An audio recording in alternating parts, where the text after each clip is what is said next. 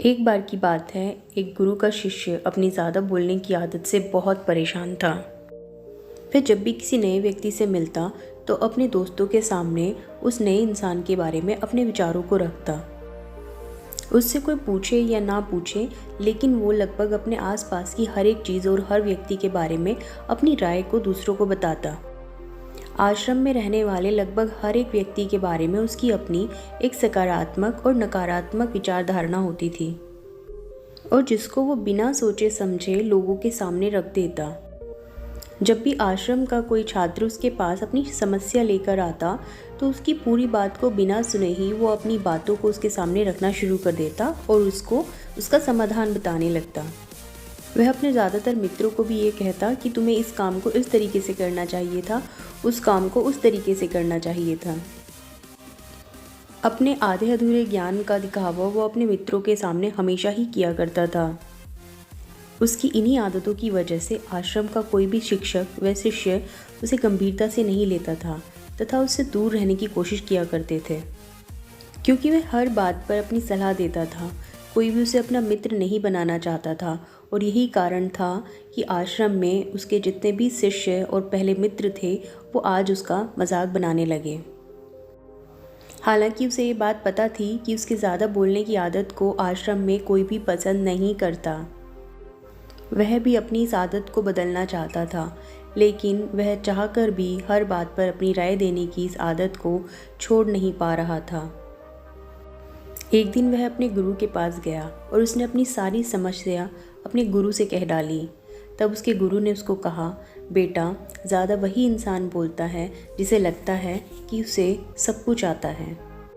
वो व्यक्ति जिसे लगता है कि उसे अभी बहुत कम आता है और बहुत कुछ सीखने को है, वो कभी भी फालतू बातों में अपनी राय नहीं देता तथा फिजूल में नहीं बोलता। और ऐसा व्यक्ति कभी भी बिना मांगे किसी को राय भी नहीं देता है। गुरु ने उससे कहा कि सबसे पहले तो अपने अंदर से ये अभिमान को हटा दो कि तुम्हें सब कुछ पता है। उसने गुरु के सामने अपने सिर को झुका लिया।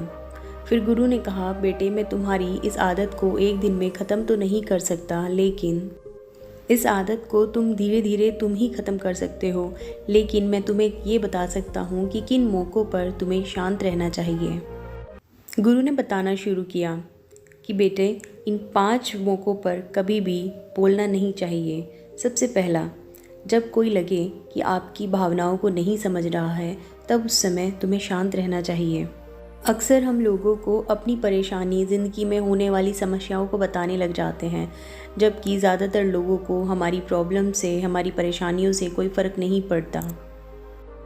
हर इंसान को खुद से मतलब होता है। वो केवल खुद के बारे में बात करना चाहता है, खुद की तारीफ़ सुनना चाहता है।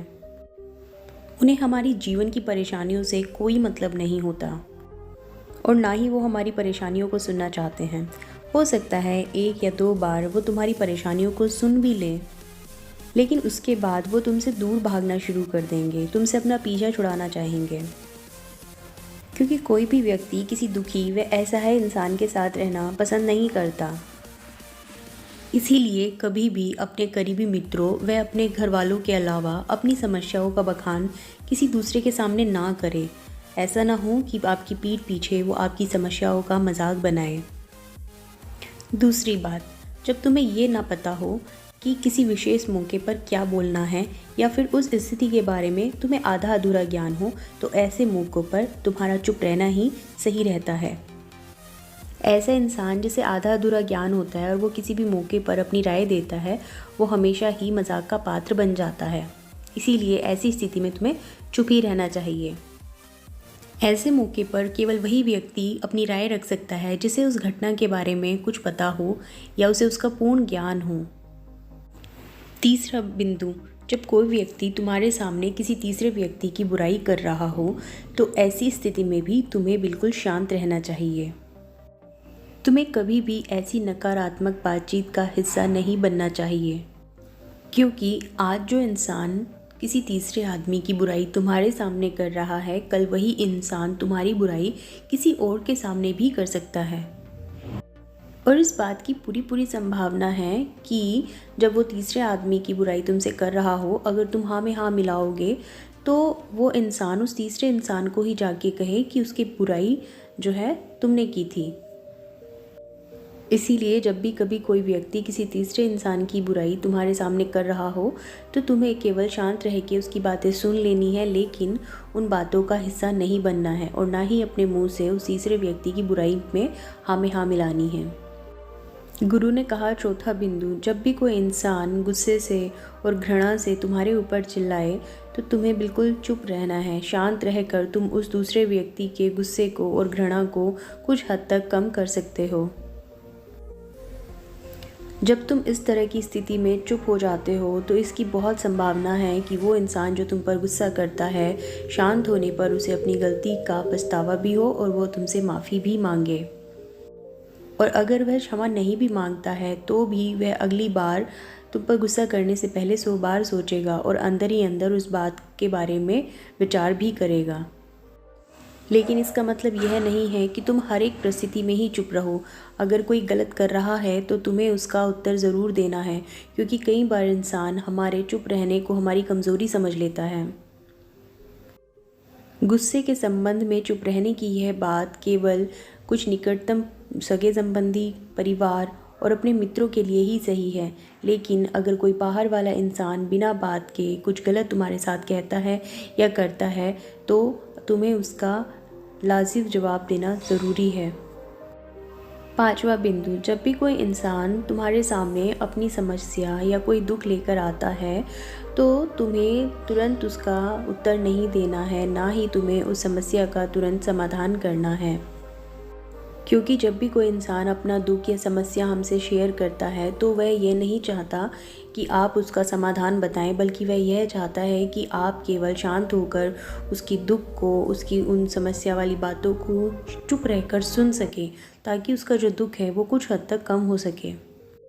अगर हम चुप रहकर उसकी समस्या को, उसके दुख को सुन लेते हैं तो उसे आत्मिक और मानसिक शांति मिलती है और उसे ऐसा लगता है चलो किसी ने तो मेरी बात को समझा, मुझे समझने की कोशिश की।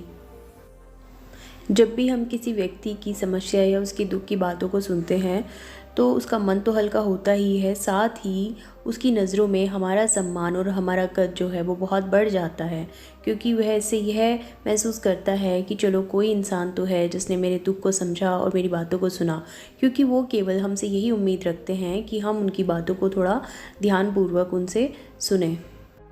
तो इसलिए अगली बार जब भी कोई इंसान तुम्हें अपनी परेशानी या दुख तुमसे शेयर करे तो तुम चुप रहकर उसकी परेशानी, उसके दुख को केवल सुनना, और जब तक वो तुमसे सलाह ना मांगे तब तक उसे सलाह नहीं देना। गुरु ने शिष्य से कहा कि जब तुम कम बोलते हो तो लोग तुम्हारी तरफ ज़्यादा आकर्षित होते हैं कि तुम क्या हो। शिष्य अब गुरु की सारी बात समझ चुका था और उसने हाँ में अपना सर हिलाया, और वह यह बात भी समझ गया था कि कैसे वो आश्रम में रहकर अपनी खोई हुई प्रतिष्ठा और मान सम्मान को वापस पा सकता है।